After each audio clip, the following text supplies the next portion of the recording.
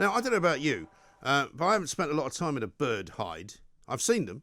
I go to the woods from time to time, and I've seen what happens inside bird hides. People go in there, and they've got a little square that they look out through, sometimes with binoculars.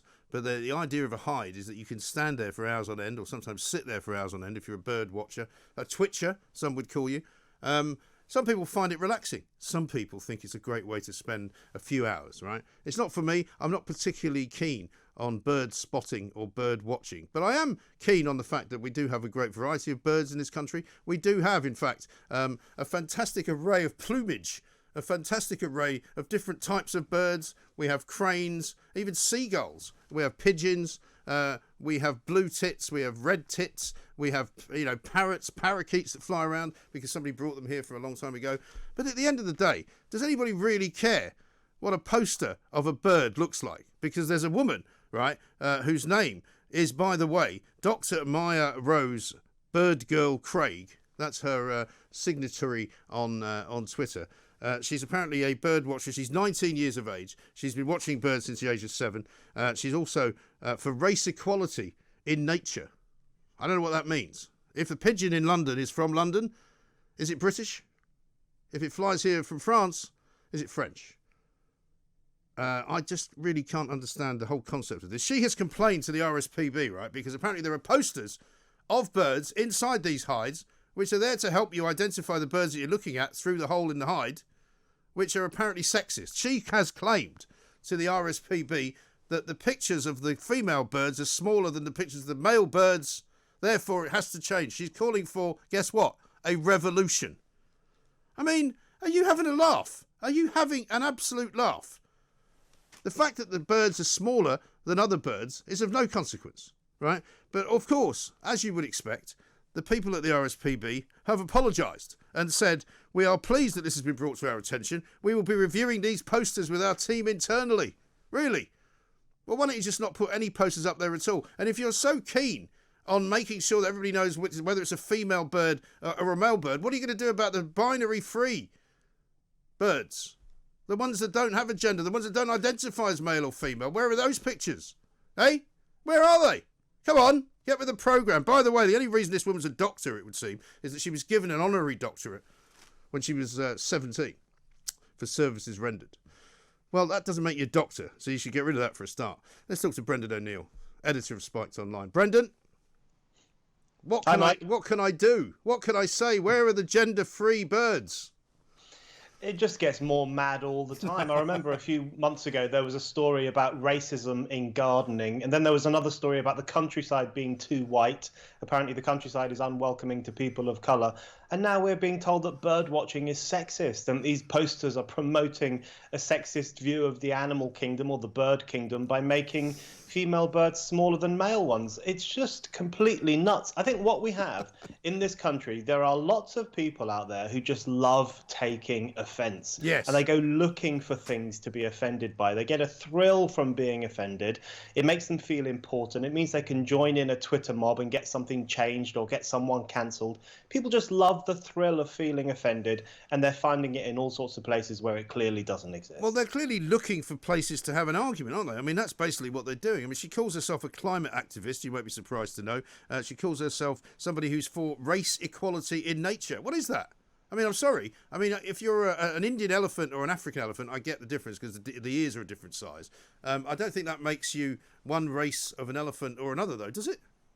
I have no idea what these people are talking about. I increasingly find myself reading these kinds of stories and thinking, what are you going on about? Yeah. And most people will be looking at this stuff and thinking, this is completely bananas. You know, the animal kingdom, nature, it's not a nice place, right? No. It's a pretty violent place. It's got the food chain. They hunt each other down. If you want fairness and love and, happy, clappy atmosphere in nature, then you're in for a rude awakening. This is not a very nice place. I think what's happening is that people are just trying to project their own concerns and their own prejudices onto every single activity in this country, so that everything comes to be racist or sexist or transphobic. And I think people are sick of this nonsense. They really are. I mean, there is no universal basic income in the tundra of what was formerly the USSR, you know, where things get eaten by other things because they're bigger than them and because they prey on them. I mean, maybe they'd like to completely reinvent the food chain, perhaps.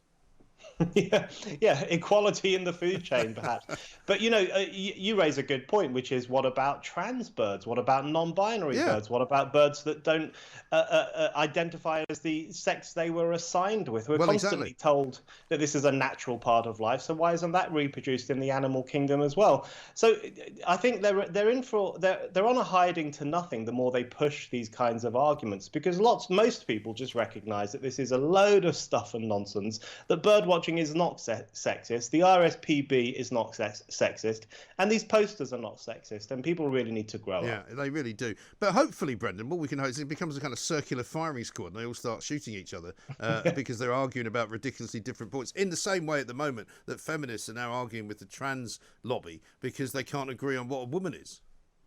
Yeah, absolutely. I mean, that's one of the most interesting arguments of our time, I think. You have these feminists who are saying, you know, if someone's got a penis and was born male, then, you know, guess what? It's a man. It's a biological male. And we don't necessarily want that person inside our changing rooms, inside our domestic violence shelters, inside women's prisons. You know, many feminists are making a perfectly reasonable argument. But then you have the trans lobby saying, listen, you can be whatever sex you want. You can click your fingers and become female in an instant. And that just doesn't wash with most people. But you're right.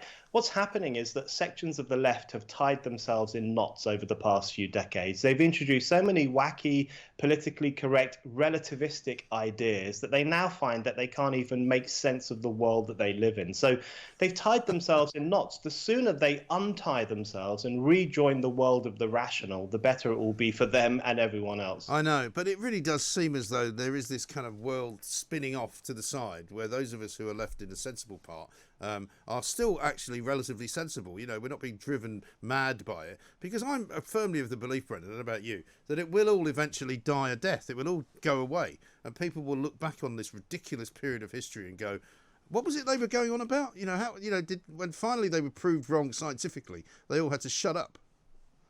I'm hoping that's what will happen. You know, I think I have this vision sometimes that in 10 or 15 years' time, no one will admit to supporting giving puberty blockers to teenagers, for example. No one will admit to saying, oh, of course, someone with a beard and male genitals is literally a woman. I hope that when we come to our senses, people will be ashamed to admit that they supported these rather cranky ideas. You know, what's annoying about the woke ideology is that the vast majority of people in this country are in favor of equality and fairness. They think women should have the same shot at life as men. They believe in racial equality. They are not prejudiced. They are not judgmental in that old-fashioned, prejudiced way. No. But they don't want this woke extremism shoved down their throats. They don't want to be told that they have to see racism and transphobia and sexism in every single poster or idea or film or conversation. So they think that that stuff has gone way too far, and they just want to get things back onto an even keel. Yeah, I really do think you're absolutely right, and I agree with you wholeheartedly. Brendan, thank you very much indeed. Brendan O'Neill, editor of Spikes Online. How about this from Michael, who says, Ray, the topic on air at the moment, the male birds are bigger to highlight the colouring of the plumage, which is inherent throughout wildlife. Well, it would seem as though the plumage in many cases, and not in every case, because we heard from our friend down in Portugal there, that tern females are much bigger than male terns. Okay, now that may well be, but I don't suppose you're going to spot too many terns if you happen to be in the woods in Sussex, because they're seabirds, I think, aren't they? Terns. Puffins have got a very colourful beak. I don't know whether the males and the females are different. You know, I don't actually care. If you're in a hide, you've already got something wrong with you anyway. Get on with it. This is Talk Radio.